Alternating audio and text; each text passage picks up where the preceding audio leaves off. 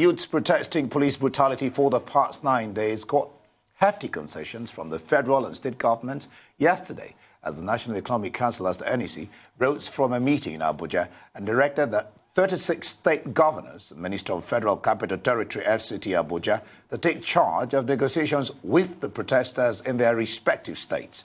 Specifically, the council directed the governors to establish judicial panels to investigate alleged police brutality, supervise fresh tactical team being set up by the Inspector General of Police, and raise a fund to compensate victims of cruelty by the defunct Rogue Unit, the Special Anti-Robbery Squad, SARS.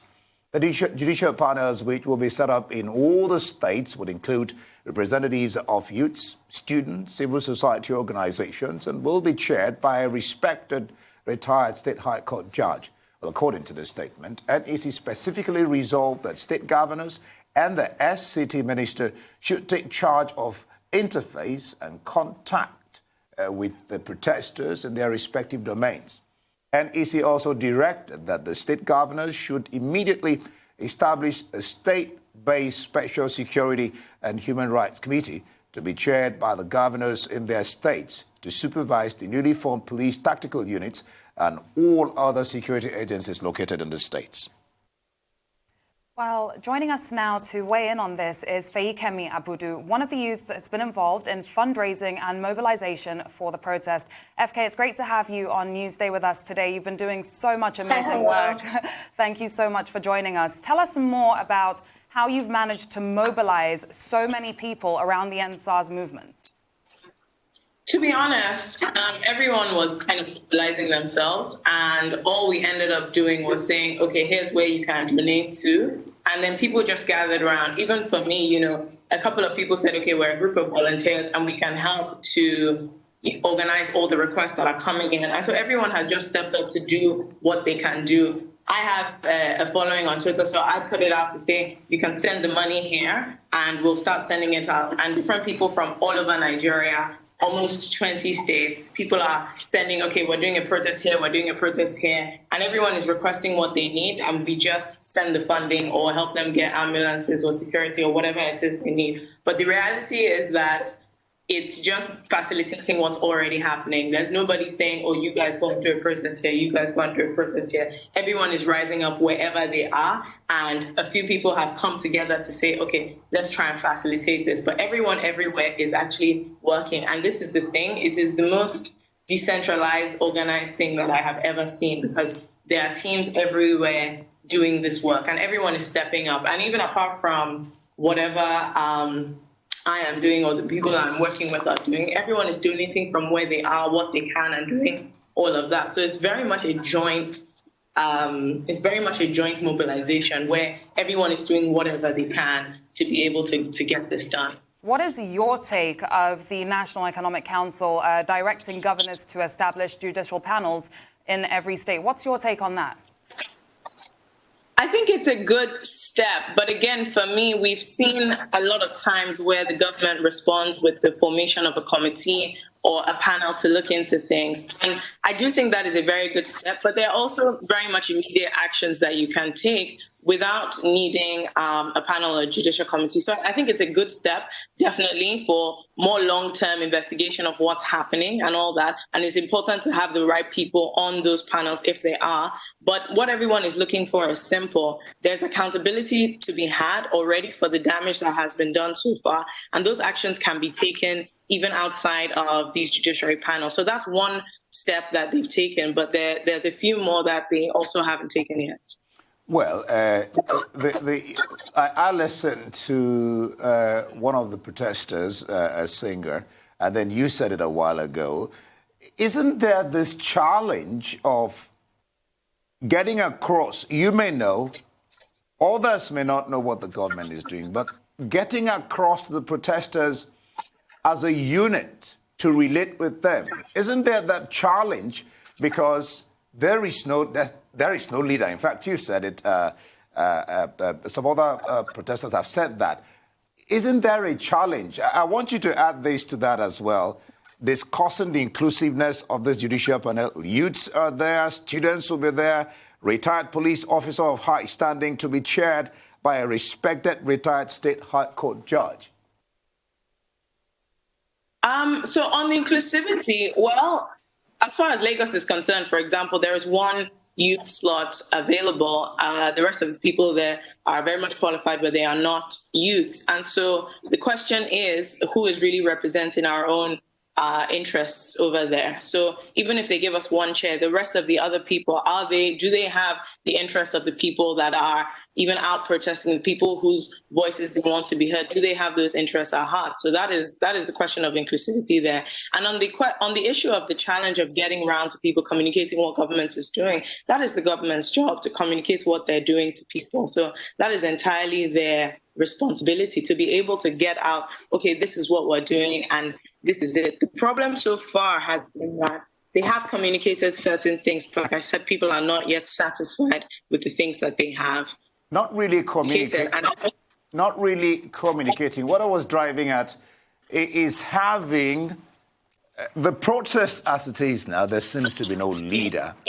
You said that a while ago. Being able to have somebody represent the protest for the government, to reach out to them the way it ought to be. That's what I'm talking about. Not government not communicating, that they're doing their bit. There's no need for the government to reach out to one person, because this is an issue that affects everybody almost indiscriminately. And so whatever decision the government is taking is for everybody. So let them take it in public. This issue of them needing a representative is just not true in this case, because they are the ones that have the authority to make the changes that everyone is asking for together. So everyone is saying the same thing. We're asking for the same thing. So there's no need to then have another representative come and reinforce the thing that everyone in every corner is saying. If you watch any of the interviews from protests all across, it's almost like a resounding chorus, all the things that we're saying. We want accountability. We want this thing to really be scrapped, not that they'll just be deployed to another place with a different name. We want people to be persecuted for crimes they have committed while in the force. These are the things we want. Structural changes, real action. And that's all. So there doesn't need to be a leader, because the demands are there, and the government can take action on their own. In the past, when they've taken action, they didn't need to sit down with any one of the people to say, oh, what is... So if they're waiting for a representative, they're going to have to come out and talk to everyone in public, because it's all of us that they are supposed to be leading, and it's all of us that have elected some of these people who, so it's all of us that are there together. So the charge for them is to speak to everybody and make decisions that are in favor of everybody, not for them to look for a representative that can come out to talk to them directly. Thanks, FK. And it's interesting because I was just actually looking at Twitter, and I can see that Fowles was put on the poster for this panel, and he came out about 30 minutes ago to say, I will not be on this panel.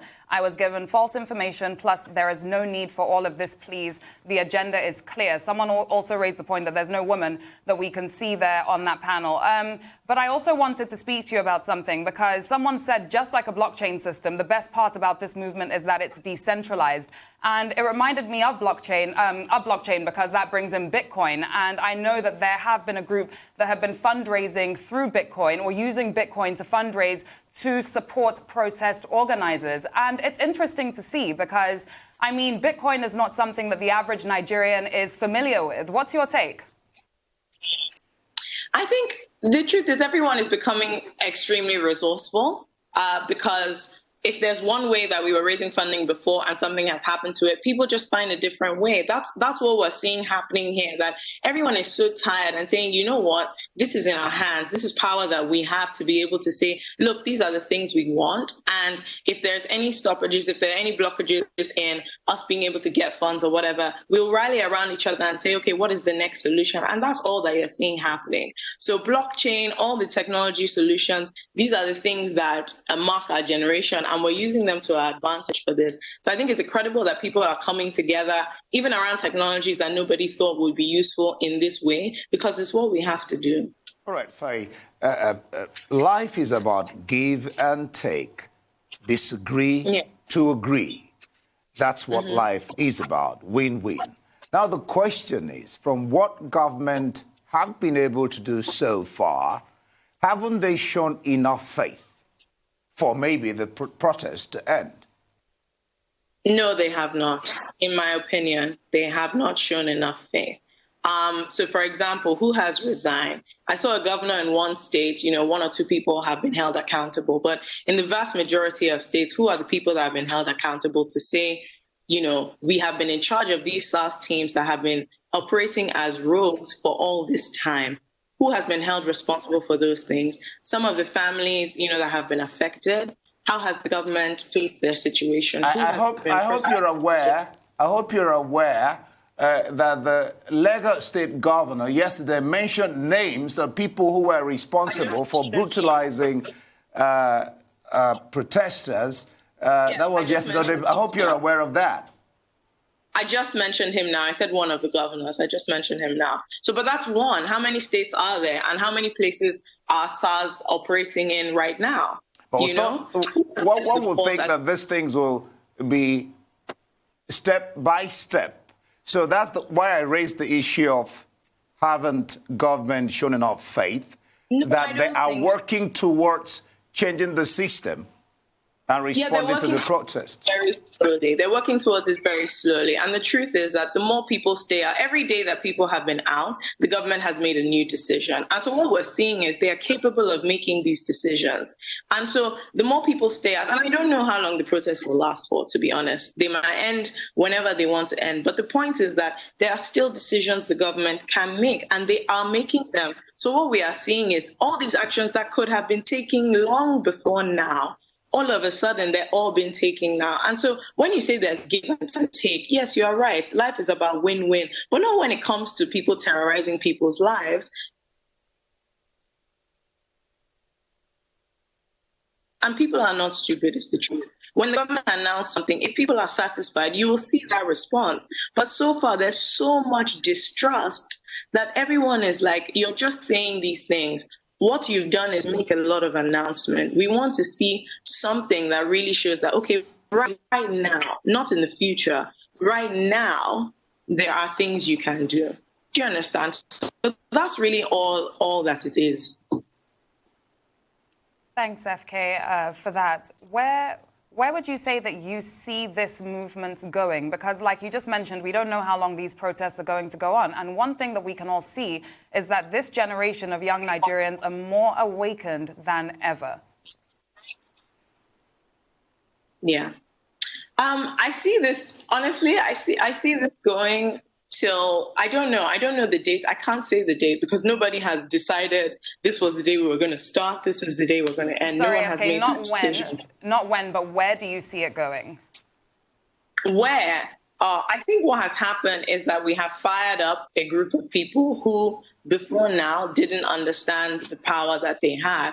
And so I think even after this, even when it's resolved, when other issues come up, I think what you're going to see is that people are not going to take things lying down anymore. It might not look like protesting, but we've realized that we have a voice and people have to answer us. They're demands for the people and you can hold the government accountable. So that's really where I see this going in the long run. I think it's going to fundamentally change the way we relate to some of the major injustices that are happening in the country. I think people have woken up. All right, Faye, one thing is clear. We're going to get it all done in one moment or one day. And government has started a process that are responding to the protesters. What more would you want the government to do, before maybe the protest will end?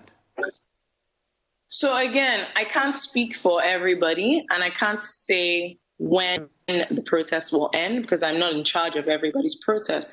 But the protest will end when people of their own accord feel like the government has taken steps that actually show they mean business. For me personally, what that looks like is holding people accountable. In other situations where you've seen things like this in other countries, what happens?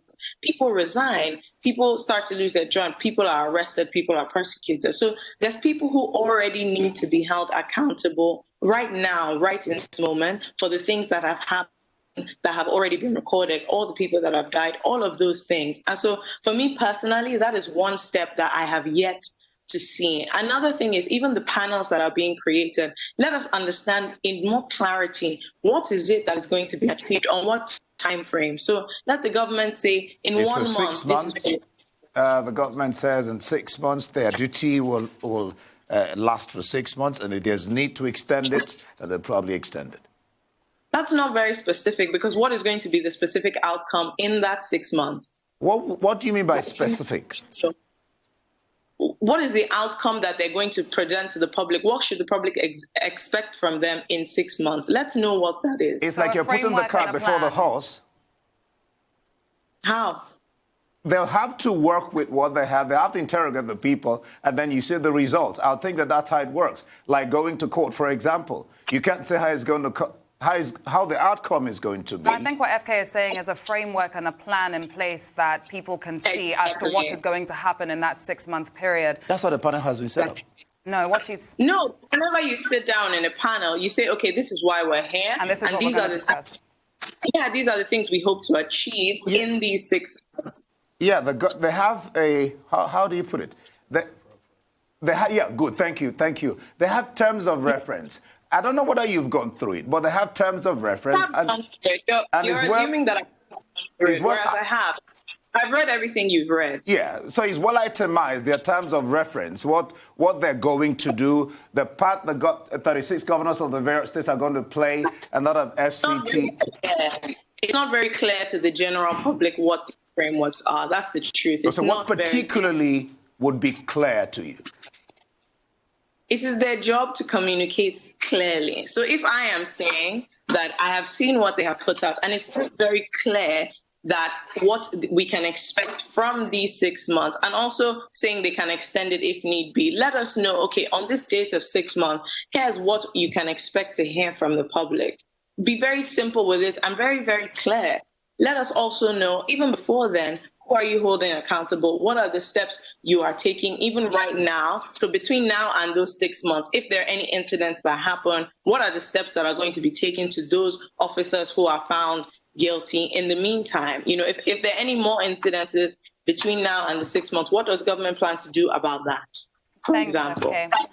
And looking at this movement now, as we know, there's no leader, there's no one necessary direction, but everyone is still working together collectively on the same causes. What would you say is the end game here? I'm speaking politically now in terms of the fact that we do have elections coming up in 2023. And from what we can see, if we can take anything from the mood and the aura on the streets and on social media, what we can see is that young Nigerians are definitely going to get out and get their PVCs. So what would you say we can holistically say, if anything, is the end game here? Well, I hope so. I hope people realize that there's consequences for who you put in power. And I think what we're seeing now, this galvanized movement will show up in the 2023 elections, even politically, because all of us can come together and decide, you know what, we have the power to determine how things go in this way. So me, I'm very, very excited about the upcoming elections and the momentum that we have right now, because it's the same momentum that people are going to have to use to be able to say, okay, I am exercising my right to vote, so that when more incidences like this come up, you can fully hold people accountable, because we all gather to put you in those roles. Let me put you on the spot. Last election, did you vote? You know, just asking. And I mean, that's been good, fantastic, because that's been the argument in some quarters. So I want to ask the reason for that question. Please. Sorry? I want to ask the reason for that question in light of what we're discussing. That's where I'm going to, because some people have had to criticize the youths for not taking their place and are saying now they are waking up. Every young person I know voted. They can also They can also say the same thing and be able to mobilize themselves to go out there and really elect the kind of people they want to be in office. Okay, let me ask you a question. Did you vote for the IG of police? No, we're not. We're talking about politics, 2023. We're not talking about appointed people. You don't vote for the police. No, because at the end of the day, the current issue that we're fighting for is one that we did not have direct control of. Did you vote for the IG of police? No, but those you vote for will now be responsible to you to appoint the kind of Precisely. people that you need to lead you. That's what I'm And that is what we are doing. People are coming out to say, elected officials, we are holding you responsible. That's exactly what we are doing. Most of the young people I know went out to vote. So I don't know where your information is from or who you know that didn't vote, but we are holding them accountable. And to be honest, even if you didn't vote in the last election for whatever reason, you still have every single right to say the person that is elected should be able to do their job. You have every right to be able to come out and say, I'm holding you accountable, because at the end of the day, they're in a position of responsibility, whether you contributed to putting them there directly or not. And let's also speak about thugs mobilized protests that we have seen. And, you know, the age of information is beautiful because there's so much that can no longer be hidden. There's easy access to proof on certain things. And we've been seeing in the past few protests that a couple of them have had thugs mobilized to go there and distress protesters and actually attack and abuse protesters. How do you respond to this? And where do you see this going if we don't get a grip of things now, you know? I think so. There's no sense of who is sending these thugs or where they're coming from. All we know is that they're being paid. Some of them have confirmed that in different locations. And I just think, look at the energy that is being put into stopping people from just expressing their rights as citizens to be able to say, look, we demand better from our government. We demand better. And so it's getting a little bit dangerous. But what you're also seeing is the spirit of people. People are gathering together, looking out for each other. People are mobilizing security around their own selves for their own protests. People are coming together around it. And so I think the more that is thrown at these protests to try and dissuade people, to try and put them off, the more fire they're actually giving to the people who want to be out. Because what we're seeing is there is still more corruption. There is still, things not being done properly. There is still putting citizens in danger for just going about their business, So whoever is sending thugs, that is dangerous. People can get hurt. But because you have an agenda, you want the protest to stop, you don't mind that. Some people have died, in this protest, and people are still coming out. Why? Because it just adds to the problem. This is exactly what we're protesting, enforced brutality, paid for thugs and all of that. So I hope that part dies down, because that's pretty dangerous. But I also hope that the police even steps up to say, let's protect our citizens. If they claim that it is not everybody, it's not all of them that are bad, I hope to see them stepping up and coming around. But where I see that going is just lighting more of a fire under the thing that they're trying to stop. All right, let me have you do a comparative analysis. In some quarters, actually the government alleged that Showero was bribed into his protests of a revolution. What is happening now in some quarters also have been tagged revolution of a sort. So what's the difference between what Showero tried to do and what the youths, are doing now? I don't know. I'm not sure. I'm not on his team. I don't know his plans, and I don't know his vision. He doesn't speak for us, and we're not trying to align with Revolution Now or anybody like that. So I can't answer that question. What we're trying to do is very simple. We're trying to get the government to completely deal with this issue of ending SARS. That is all. There's no second agenda. There's no anything else. And I don't know what other parties or groups are trying to do or have tried to do. That's good on them. What everybody is trying to do, people, all these youths coming together, different states, different religion, different ages, everybody just saying this issue of police brutality, it needs to end, and it needs to end properly right now. It has been, taunted before, they've disbanded, they've dissolved, they've done these things before. But what we're looking for now is finality. So to answer your question, I don't know what Chore was trying to do. I don't know what those other groups were trying to achieve. I don't have that information. What I know is what I can see right now that is happening. And it's people mobilizing to hold their elected officials accountable. That is all. Thanks, FK. Thanks a lot. And before we let you go, I have to ask, how are you doing as well? I know you've been very, very busy over the past week. I hope you've at least been getting some sleep in. I mean, I'm doing okay. What can you say? At the end of the day, we're all trying to go for a bigger cause. So everyone is putting in the time to be able to do this. I'm fortunate to be able to be helping out in this way, helping to distribute the funds try and dispatch certain things all around, but people are spending all day on the protest ground as well. I went to the first 2 protests, so it's tiring and draining for everyone. It's not that easy to put, we've been at it for a week now, to even put your life aside. So everyone is putting in the time because it's for something that is bigger than all of us and for something that will impact all of us if we are able to get it changed. I also think even more fundamentally than this issue, it's something that fundamentally changes the way we relate to government and the way we see our power and the say that we have in what's happening in the country. So if there's no sleep to be had, we go again with it. Well, sacrifices, of course. Thank you so much for your contribution on the program. Thank you very much for All right, having me. you're welcome.